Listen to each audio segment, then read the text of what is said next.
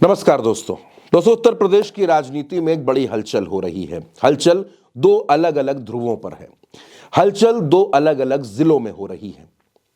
दरअसल उत्तर प्रदेश में अभी विधानसभा का चुनाव होना है 2027 में, लेकिन अभी से 2029 की पटकथाएं लिखी जा रही हैं। दो किरदार हैं, दोनों को आप जानते हैं। एक नाम है बृजभूषण शरण सिंह का और एक नाम है बीजेपी के पूर्व प्रदेश अध्यक्ष विनय कटियार का। दोनों की उम्र लगभग आसपास है। विनय कटियार पिछले कई वर्षों से राजनीतिक तौर पर बड़े ही शांत थे।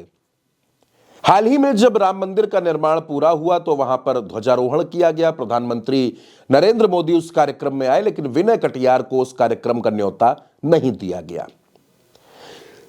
अब यूपी में बीजेपी के प्रदेश अध्यक्ष बन गए पंकज चौधरी और विनय कटियार पुराने मित्र हैं।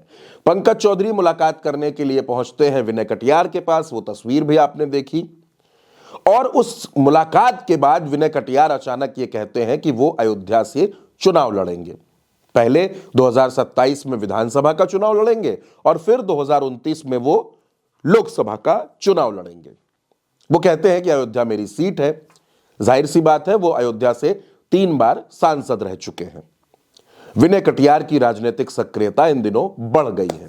कार्यकर्ताओं से मिलने लगे हैं, उनको चाय वगैरह पिला रहे हैं।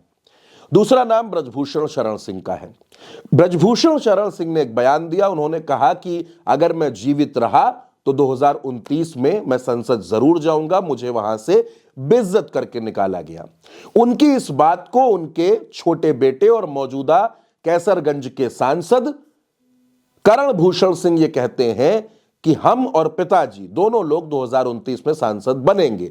बीजेपी टिकट देगी तो ठीक, नहीं तो कहीं और से लड़ेंगे। और बृजभूषण सिंह इन दिनों अखिलेश यादव की तारीफ भी करते रहते हैं। बृजभूषण सिंह ने हाल ही में एक राष्ट्र कथा का आयोजन करवाया। लोगों के बीच में यह सवाल है कि क्या बृजभूषण सिंह अयोध्या से चुनाव लड़ना चाहते हैं, क्योंकि जब इस कथा का आयोजन हुआ तो इस कथा से जुड़े तमाम पोस्टर, बैनर, होर्डिंग्स अयोध्या में भी लगाए गए।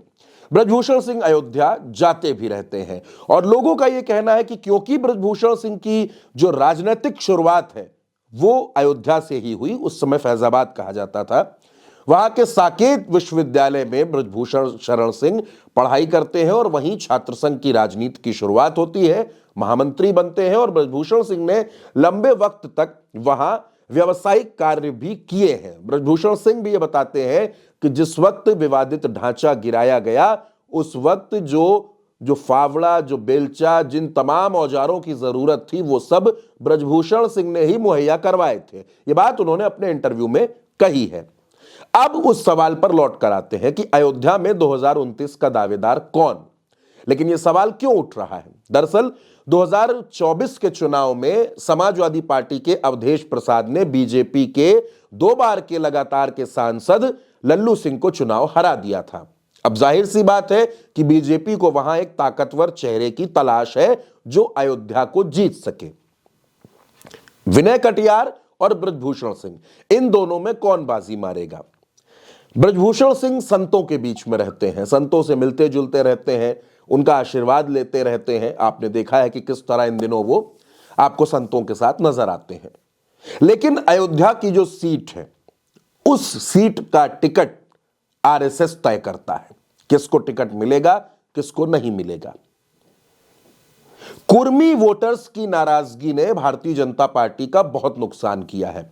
सुल्तानपुर की सीट बीजेपी हार गई, अंबेडकर नगर की सीट बीजेपी हार गई, श्रावस्ती की सीट बीजेपी हार गई, अयोध्या बीजेपी हार गई, वाराणसी में प्रधानमंत्री की जीत का अंतर कम हो गया, पूर्वांचल की कई सीटें बीजेपी हार गई। वजह कही जाती है कुर्मी वोटर्स की नाराजगी। उत्तर प्रदेश में 6% के आसपास माने जाते हैं।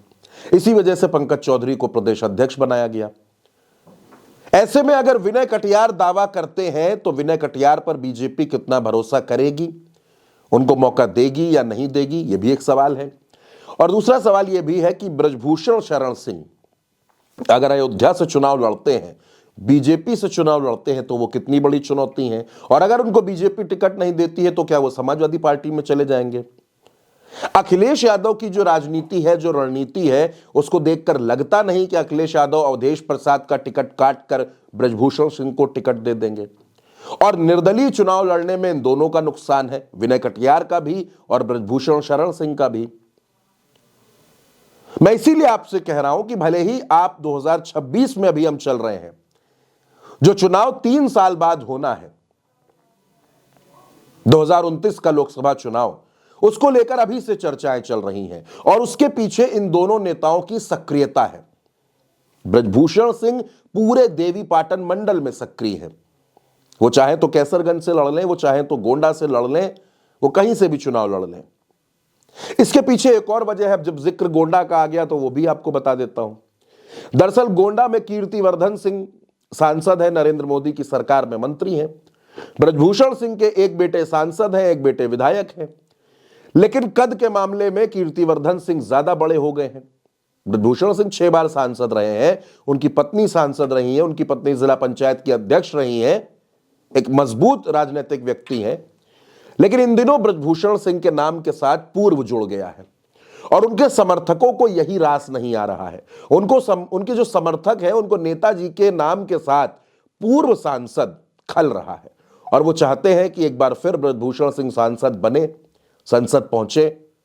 अब उसके लिए जो क्षेत्र है वो अयोध्या होगा या कोई और, ये भी एक बड़ा सवाल है। लेकिन चर्चाएं ये है कि ब्रजभूषण सिंह अयोध्या से चुनाव लड़ सकते हैं। सामने दावेदारी विनय कटियार की भी है। अब इन दोनों में कौन बाजी मारेगा या फिर कोई तीसरा होगा, यह भी एक बड़ा सवाल है। फिलहाल इस खबर में मेरे साथ इतना ही। आप अपनी राय कमेंट बॉक्स में जरूर लिखिएगा। नमस्कार।